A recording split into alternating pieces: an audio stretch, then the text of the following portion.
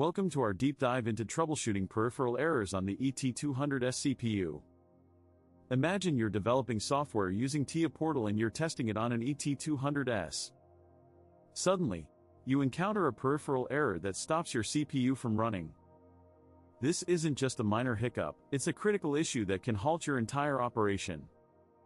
The error is often due to a missing terminator or a lack of modules attached to the CPU. To resolve this, you must attach the terminator that comes with your PLC package.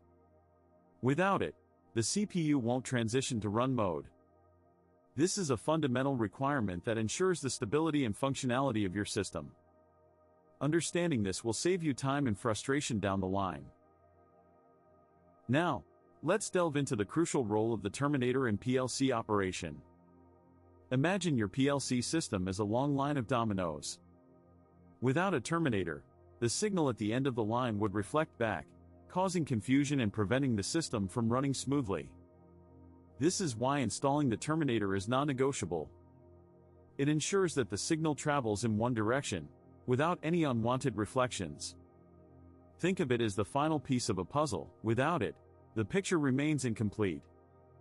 And here's why that matters. A missing terminator can lead to peripheral errors, halting your PLC from transitioning to the run state.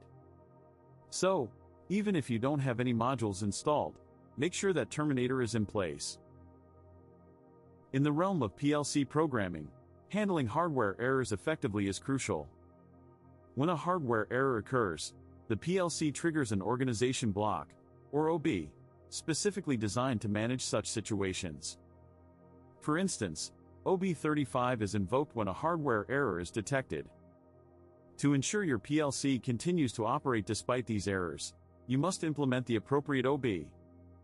This involves navigating to the blocks section in your PLC software, creating a new OB, and assigning it the number corresponding to the error type.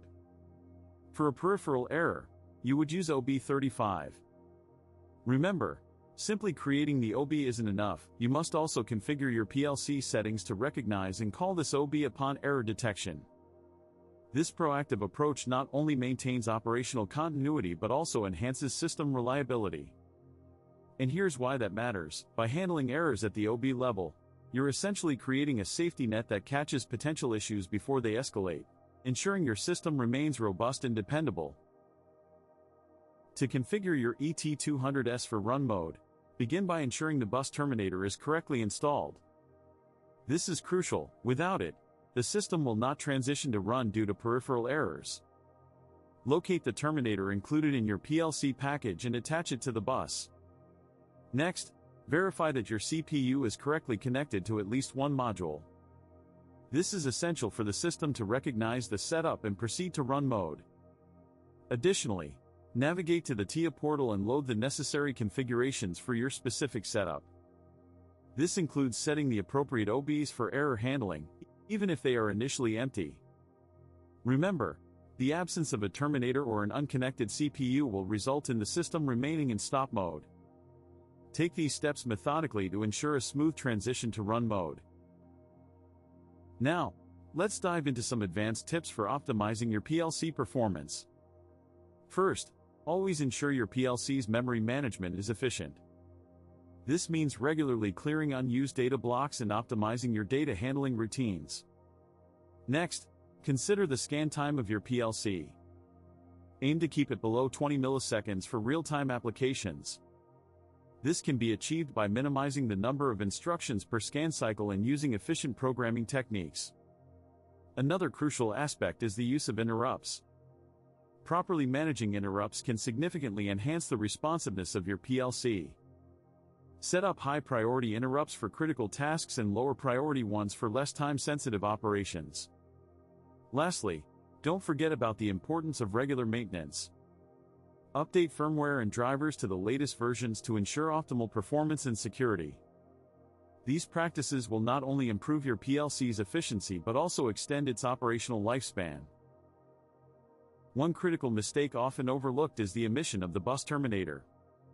Without it, your PLC won't transition to run mode, as the system interprets this as an open bus error.